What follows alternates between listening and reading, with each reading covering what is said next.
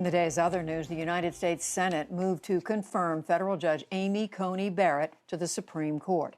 Majority Republicans lined up behind Barrett, while Democrats complained again that the Senate should not consider any nominee this close to an election. We'll report on the debate after the news summary. Cities across the U.S. are now scrambling to contain fresh waves of COVID-19. Hard-hit El Paso, Texas, reported a record number of new cases today. Officials urged people to stay home for 2 weeks as patients overwhelm hospitals. And in Europe, new surges in Italy forced bars and restaurants to close early, while a new nighttime curfew in Spain came into force.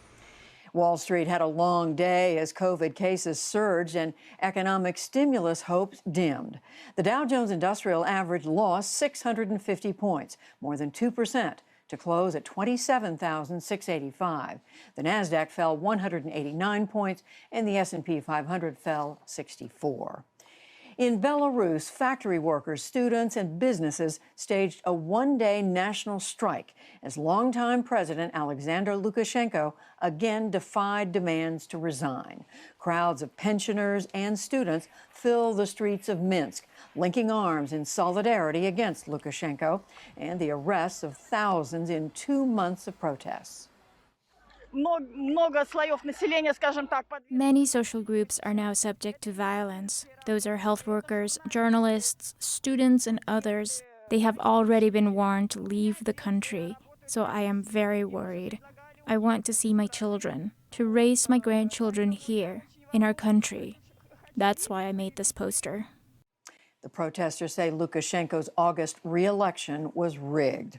Armenia and Azerbaijan accused each other today of violating the latest ceasefire in Nagorno-Karabakh.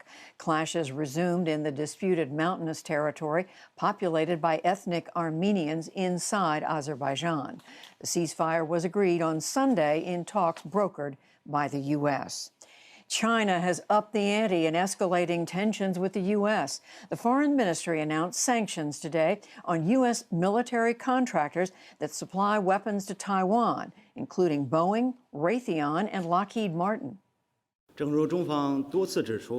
As China has repeatedly pointed out, the U.S. arms sales to Taiwan seriously violates the One China principle, and it severely damaged China's sovereignty and security interests. China firmly opposes and strongly condemns these arms sales.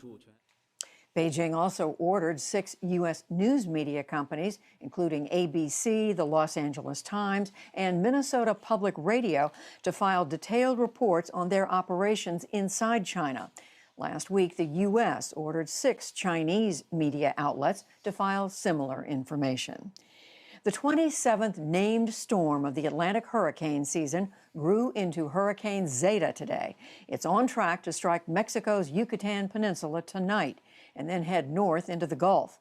The storm is likely to weaken and to land somewhere between Louisiana and the Florida Panhandle on Wednesday. Extreme fire danger is again threatening parts of California. In the south, strong winds are pushing the Silverado fire in Orange County. That prompted evacuation orders today for some 70,000 people. In Northern California, more than 1 million people face blackouts to prevent high winds from damaging lines and sparking new fires. The superintendent of Virginia Military Institute resigned today after black cadets alleged systemic racism.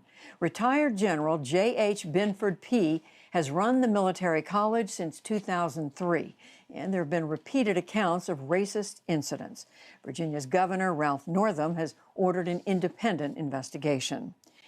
And the Republican running for the U.S. Senate in Minnesota, Jason Lewis, had emergency surgery today. His campaign said it was a severe internal hernia and that the surgery was successful. Lewis is challenging Tina Smith. She's the incumbent Democratic senator.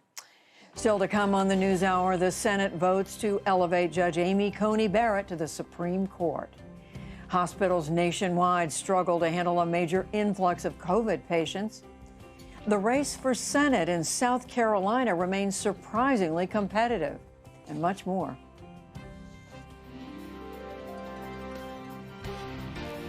This is the PBS NewsHour. From WETA Studios in Washington and in the West from the Walter Cronkite School of Journalism at Arizona State University.